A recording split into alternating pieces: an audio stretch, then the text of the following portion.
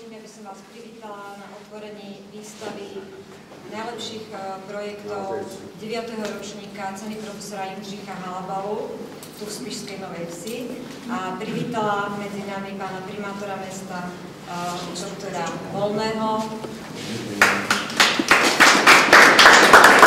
pána riaditeľa Strednej odbornej školy drevárskej Spišská Nová Ves, pána inžiniera Jančíka,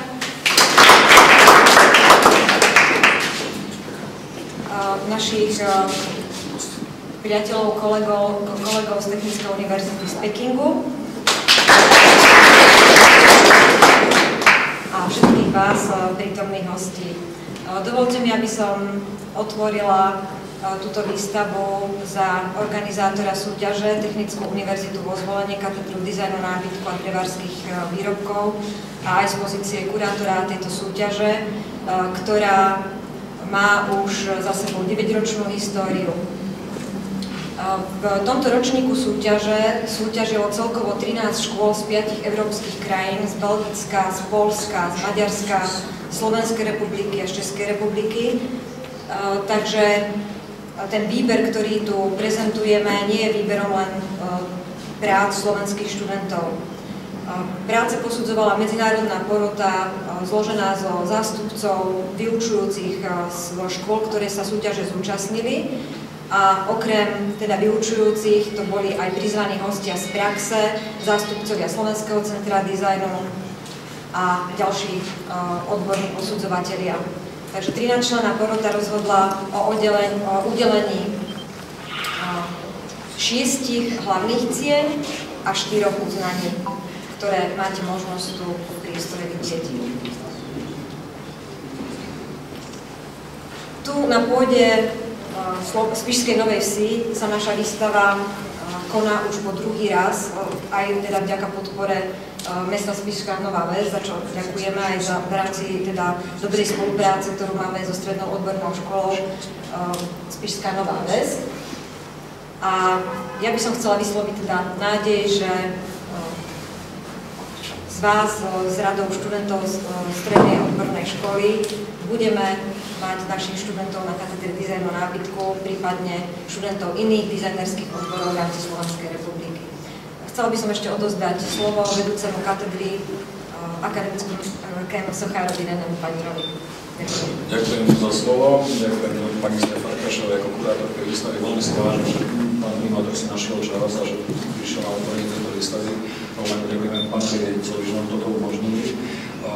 Budem rád, že to kolegyňa hovorila, že sme tu druhýkrát, že tu nebude posledný krát. Ja si to vyjadril úplne presne, že keď budeme tu 9-krát už potom, tak budeme už aj oslavovať, potom aj s pánom primátorom si urobíme z toho veľkú party.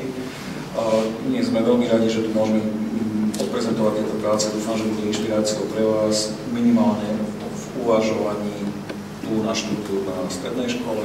Rovnako dúfam, že aj pre návštevníkov, ktorí to budú vidieť, že to bude inšpirácia pre ich bývanie, pre ich nejaké nové riešenia, ktoré budú mať. A možno požiadavky na dizajn, na dizajnerov, ktorí majú podobné požiadavky ako myšlienky realizovať. Veľmi som rád, že máme takýto pekný priestor, veľmi oceňujem teda tú otvorenosť mesta, mám veľmi dobrú skúsenosť so študentami zo strednej školy a dúfam, že táto naša spolupráca nebude len v takomto uzavretí, ale že bude kontinuálne pokračovať, pretože si myslím, že má zmysel. Vzhľadom na lokáciu tejto budovy v tomto meste a v tomto kraji, pretože si myslím, že odtiaľ to pochádza strašne veľa šikovných ľudí a táto škola má veľmi dobrý zvuk. By bolo škoda, keby sme nespojili naše síly a nepomohli tým najlepším z tohto regiónu. Bude to výhodné, myslím si, že aj pre mesto samozrejme, pretože tí ľudia si sa vrátia a budú si spoločne. Takže ja len našim hosťom doplním takú jednu vec, že oni prišli z ďalekého Pekingu, sú z úplne totožnej školy, ako sme my. Akurát, že majú trošku iný jazyk, trošku ináč vyzerajú, ale robia presne to isté, čo robíme my. Takže sme veľmi radi, že vlastne prišli sem. Veľmi sa im páči mesto, veľmi sa im páči okolie. Za 3 dní videli v podstate od Roviny cez Tatry až po Spiš. To sú úplne vyčerpaní z toho, čo sme ešte urobili. Takže sme radi, že vlastne sem prišli a že strávia s nami fajn. Ja sa vrátim slovo. kurátorke, ak má ešte nejakú. Tak, vzhľadom k tomu, že pred vernisážou sa konala komentovaná prehliadka výstavy, nebudeme teraz v tejto chvíli bližšie hovoriť k vystaveným exponátom, ale samozrejme v individuálnych rozhovoroch, keď teraz vám prajem peknú prehliadku výstavy a pozvem vás na malé občerstvenie, tak samozrejme budeme pokračovať v tom načatom rozhovore. Pán primátor, ešte niečo hovoríte?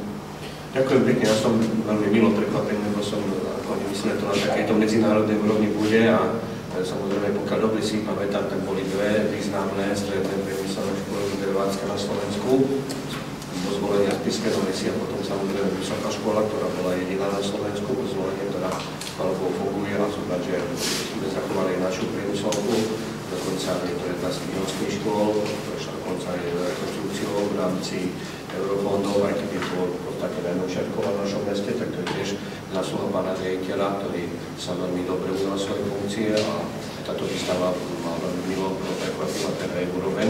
A to, čo ste povedali, tak ja by som tomu odtrávol, aby sa to naplnilo všetko, čo ste povedali, aby sme sa mohli takto ešte mnohokrát stretnúť a hlavne by to bol prínos pre náš región, pre zamestnanosť a aj samozrejme pre fungovanie našej školy. Ďakujem pekne, že môžeme vás tu privítať a tieto priestory sú vám k dispozícii teraz a hádam aj